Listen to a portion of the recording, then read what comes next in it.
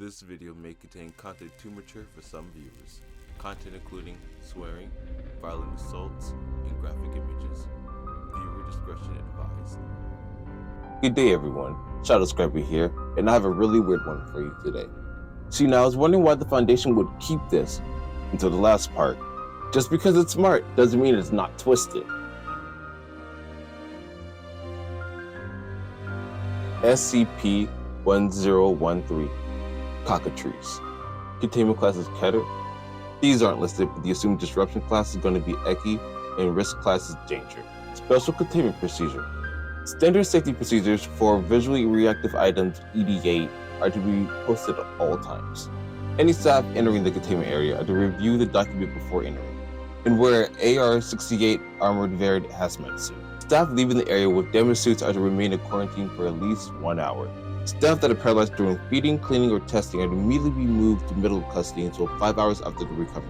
SCP-1013 is to be fed one small mammal once a day. The feeding will only take place if there are no calcified remains left in within containment. Calcified remains that are no longer being fed upon are to be removed via incineration. Hazmat protocols are to be observed during the disposal process. Test subject remains will be taken to the containment area for feeding only when standard feeding practices can't be observed. Staff succumbing to the pre-feeding effects are to be removed and disposed of. All remains are to be disposed of within 1 hour of the final calcification. Description: SCP-1013 is a small reptile with a distinct avian head. A wide frill extends from the base of the head. It can be flared out via bony spines. The body looks similar to any common lizard, except for the head and the abnormally long tail. While the main body is 60 centimeters, or almost 2 feet, the tail is 121 centimeters, or almost 4 feet. SCP-1013 has been observed to trip and distract its prey with its tail. On the first quick glance, it looks like the head of a male chicken. But other than that, that's its only bird feature, other than its serrated beak with its needle-like teeth. But you're in luck because they're only used in feeding, not for hunting. The head lacks feathers, but has an enlarged wattle. How it hunts is by projecting an unknown radiation, wave, or magnetic force to prey's eyes that are making eye contact with it. Subjects report a sudden stabbing pain in all major muscle groups, with paralyzation setting in within 3 seconds. It lasts for 8 minutes with full recovery after 10. Paralyzed prey are then bitten, beginning the calcification process. Research is ongoing, as no form of venom or viral agent has been detected in the bite. However, this contact will initiate a rapid change in the cellular structure of the bitten subject. The outer skin will begin a very rapid calcification process, becoming very dense and inflexible over several minutes, starting from the point and extending outward, calcifying the whole body within 15 minutes. Subjects that recover from paralysis mid-calcification report feeling extremely painful, but in areas that are fully calcified have a burning numbness. This only extends 3 centimeters or 1 inch to the body, leaving most internal tissues undisturbed. The calcification appears not to affect the eyes, mouth, nose, or other major muscle membranes. There's currently no way to reverse the process. SCP-1013 will then begin to peck at the outer layer, where it will then begin to eat and dig and eat. It has a ferocious appetite, able to consume twice its body weight in each feeding. It only eats living flesh, ignoring anything that's dead or decomposing. It's noted to use the body's natural openings when available, and it can squeeze its body into very small holes. Prey normally dies from blood loss or massive internal damage before the feeding is complete, leaving what's left to decompose within the calcified remains. The outer tissue will break down over time, causing more tissue and muscle to be exposed, giving 1013 more to feed on. It sometimes waits for this process before feeding. I think you just made it mad. Addendum: SCP-1013 was recovered in Egypt near a former facility. Due to the lack of 1013s in the area, it's assumed that it was manufactured. 1013 had calcified several animals and 2 shepherds, which were observed. Recovery was achieved with the death of only 1 agent. Local communities dismissed the incident without any involvement of any Foundation agents. Here we have notes on behavior, where it said that SCP-1013 has behaviors like a spider, where it will capture, paralyze, and calcify its prey even when it's not hungry, presumably to eat it for later. Not always in that order, mind you. This was observed during Containment Breach Incident 11HR, where 20 staff members were found calcified. 1013 is very aggressive and will attempt to stare down and bite any subject that enters its containment area.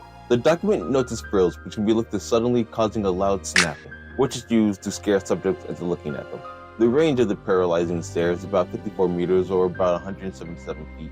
1013 seems to only be able to paralyze one subject at a time, but can attack in a rapid succession. 1013 seems to be immune to its own stare, just attacking its own reflection.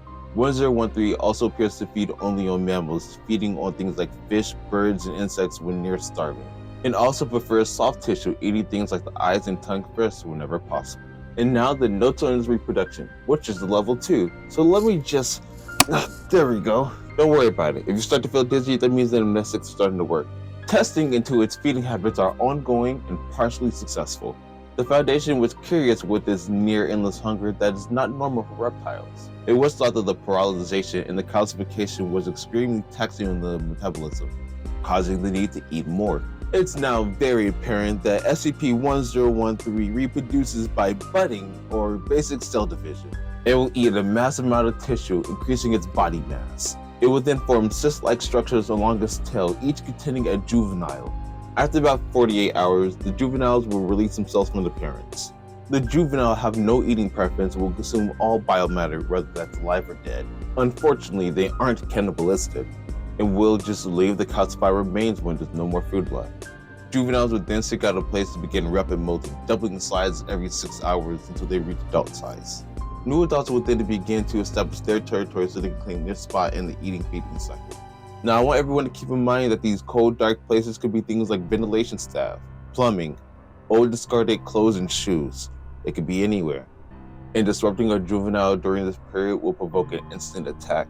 This sequence of behaviors was discovered after a lockdown event and site, resulting in failure. Recovery teams found that the site was infested with SCP-1013, with over 1,000 individuals being found and destroyed. The final sterilization took 8 weeks and multiple staff deaths.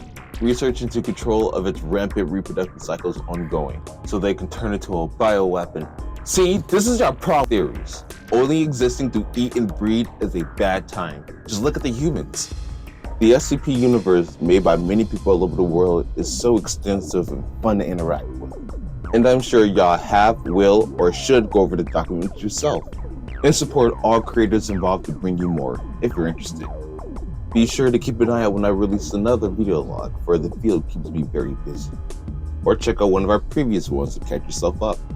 The Foundation F.I.X division is a off-the-record cleanup crew looking for more permanent fixes. We will fall here and there and maybe lose a couple of our lives. I know I have, but we will always get back up. And eventually fully integrate Z-nodes. So be sure to keep an open mind and always expect the inevitable unexpected, so we can secure, contain, and protect. Y'all have a good day.